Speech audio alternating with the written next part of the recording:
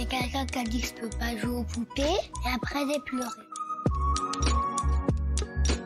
Bienvenue sur Papatriarcat, le podcast qui réfléchit à la parentalité au XXIe siècle pour l'affranchir du modèle patriarcal.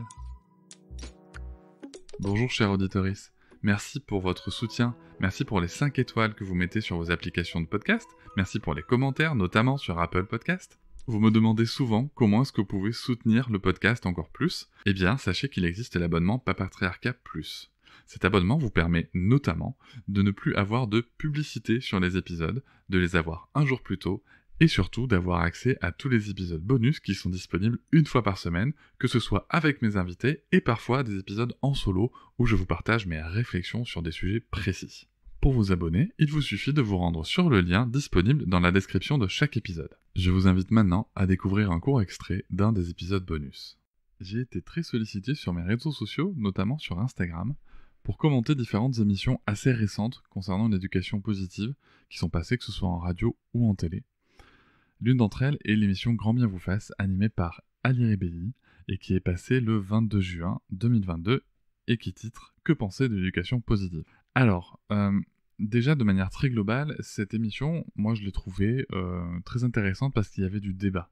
Il y avait du débat, donc je vais préciser ensuite quelle était la nature du débat et comment est-ce qu'il a été mené, mais au moins il y avait du débat, il y a eu un petit peu de nuance, et moi je trouve que c'est très bien de pouvoir parler d'un sujet, de pouvoir avoir une réflexion dessus, avoir une vision critique, y compris quand c'est un sujet qui nous tient à cœur, et y compris quand on n'est pas forcément d'accord avec tout ce que va dire la personne en face de nous.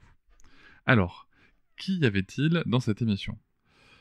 D'abord le présentateur, Ali Rebelli, il est journaliste.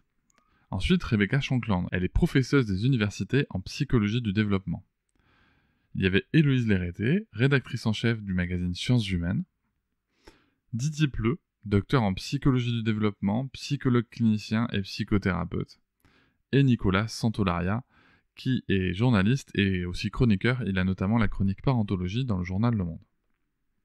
Bon, c'est vrai que dès l'introduction, on nous donne une promesse qui est assez incroyable en termes de contenu, en termes de solutions, on s'attend à des choses très très pratiques, et cette promesse n'est pas tenue. En même temps, je tiens juste à rappeler qu'il y a beaucoup de personnes autour de la table, qu'il y a un petit peu moins d'une heure pour traiter tout ça avec des pauses musicales, il était évident que cette promesse n'allait pas être tenue.